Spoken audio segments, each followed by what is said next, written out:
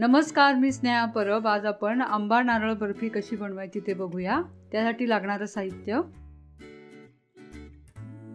या इथे मी 1 बाउल आंब्याचा पल्प घेतलाय, 1 बाउल ओला नारळाचा किस घेतलाय, 1 बाउल साखर, 4 टेबलस्पून मिल्क पावडर घेतले आणि थोडंसं तूप लागणार आहे आपल्याला शेवटी।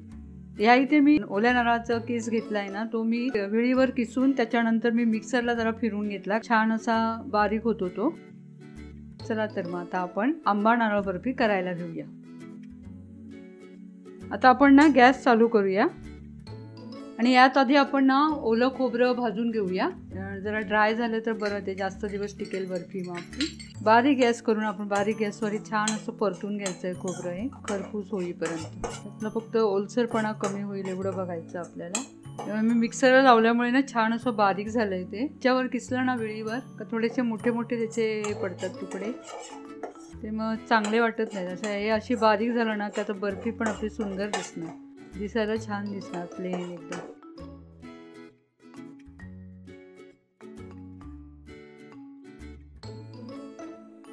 असा मस्त वास येतो याचा खोबरं भाजलेल्याचा, खरपूस असा। हे झालं, आता मी हे जरा काढून ठेवते बाजूला। त्याच कढईमध्ये ना आपण आंब्याचा पल्प घालून घेऊया। थोडी गरम करायचं आहे आपल्याला, कलर चेंज होईपर्यंत।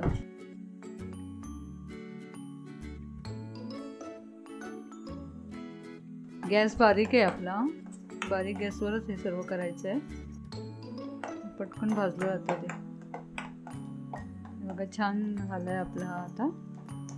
आता आपण यामध्ये साखर घालूया। साखर तुमच्या आवडीप्रमाणे, तुम्हाला किती गोड हवं त्याप्रमाणे तुम्ही घालायची। आंबा किती गोड आहे त्याप्रमाणे तुम्ही साखर कमी जास्त करू शकता। आता ही साखर चांगली विरघळू द्यायची आपल्याला यामध्ये। साखर घातल्यावर लगेच कलर चेंज झाला बघा। ही आपल्याला साखर विरघळली, त्यामध्ये आता ही मिल्क पावडर टाकते। मिल्क पावडरमुळे ना वडीला छान चव येते। मिल्क पावडर तुमच्याकडे नसेल ना तर तुम्ही दुधावरची साय जरी घातली ना तरी पण छान त्याला चव येते, पण मिल्क पावडरमुळे टिकायला जास्त दिवस टिकते आणि दुधाची साय घातली तर ती जरा जास्त टिकणार नाही। मिल्क पावडर घालून आपल्याला छान अशी मिक्स करायचे, मिल्क पावडरचे लम्स राहायला नको याच्यामध्ये। आंब्याचा वास एवढा छान असतो त्यामुळे बाकी काही घालायची गरजच नाही त्यामध्ये।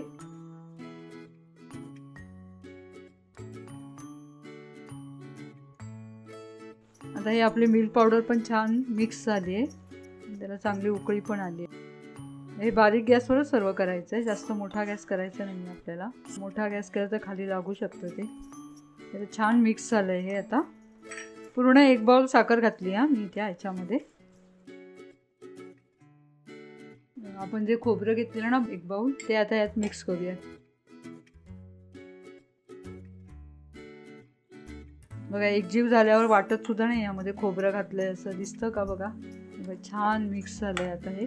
ते ना मिक्सरला फिरवताना ना जास्त पण बारीक करायचे नाही आणि पाणी बिणी काही घालायचं नाही। खोबरं जे काय किसणार ना वळं आपलं, ते खोबरं फक्त मिक्सरमधून बारीक करून काढायचं, 2-3 वेळा फिरवायचं, ते आपोआप बारीक होतं छान।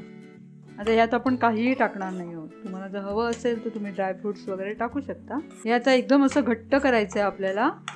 हे पॅन सोडायला लागायला पाहिजे एवढं असं घट्ट गोळा व्हायला हवा, हलवत राहायचं सतत। आता सोडायचं नाही, आता हे सोडलं तर मग जाणार ते खाली।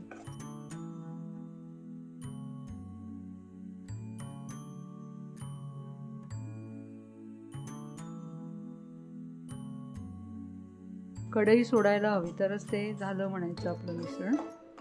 आता ना जवळजवळ होत आलंय ते, तर थोडा सुद्धा लक्ष बाजूला करायला नको, लगेच ते लागणार खाली। तर इथल्या इथे असं फिरवायचं, आजूबाजूला लागलेलं सर्व काढून घ्यायचं आहे। आणि ओल्या खोबऱ्याची चव कशी वेगळी लागते ना। आता हे एवढं त्याच्यामध्ये गरम झालं, आपण आधीच गरम केलेलं, आणि त्यात ते आता ह्या आंब्याच्या पल्पमध्ये छान गरम होत आहे ते, त्यामुळे वडी छान 15-1 दिवस तरी टिकते चांगली। इतकं सुंदर वास येतोय ना खोबरा आणि आंब्याचा। त्यात आपण ना मिल्क पावडर टाकल्यामुळे ना ह्याला अशी छान अशी चव येणार।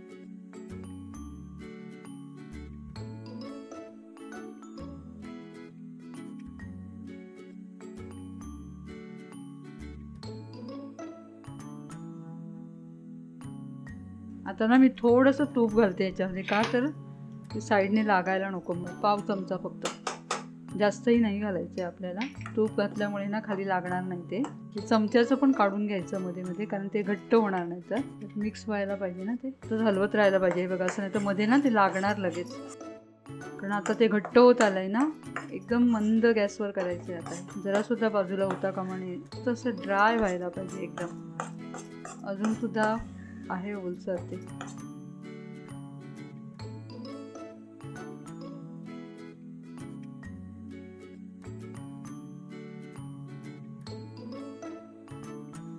कढईचं आता सोडायला लागलंय ते कढईचं. हे अजूनही ओलं आहे थोडं बघा. हेच जास्त वेळ लागतो कारण पाणी सुकायला, याचं गोळा व्हायला. आता हे होत आलंय, पण जरासुद्धा ढवळायचं थांबवलं ना लगेच त्याचं खाली लागणार. आता गोळा होत आलाय आता बघा. अजूनही व्हायला हवा, ओला आहे अजून तो. घट्ट असा गोळा व्हायला पाहिजे. कसं आहे माहिती, हे आता जर थापायला घेतलं ना आपण तर लगेच ते जरा नरम पडणार वड्या. थोड्या घट्ट अशा वड्या असल्या की छान वाटतात त्या, खायला पण सुंदर वाटतात आणि ठेवायला पण आपल्याला चांगलं आहे.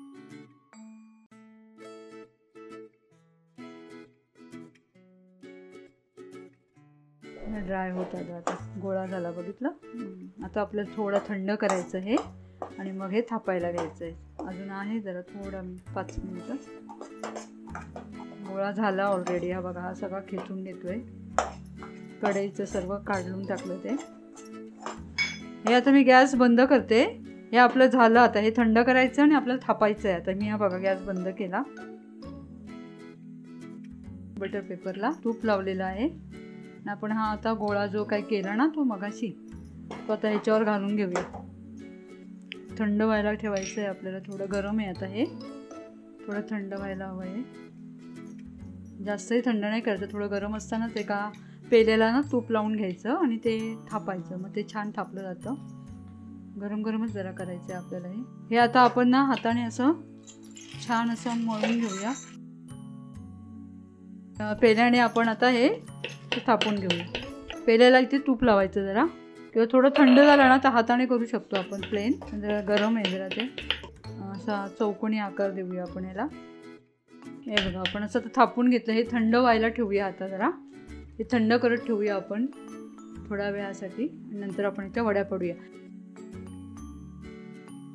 आता आपण इथे छानशा अशा थंड झाल्यानंतर अशा वड्या पडून घेऊया. या चवीला खूपच छान लागतात.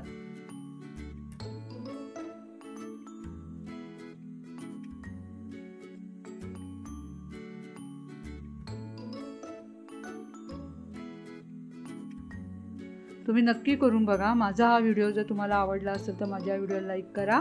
माझे लेटेस्ट अपडेट हवे असतील माझ्या यूट्यूब चॅनलला सबस्क्राईब जरूर करा. आणि तुम्ही हे नक्की करून बघा आणि मला कमेंट्समध्ये नक्की कळवा की कशा झाल्या त्या. आता भेटू आपण नेक्स्ट व्हिडिओमध्ये. तोपर्यंत नमस्कार.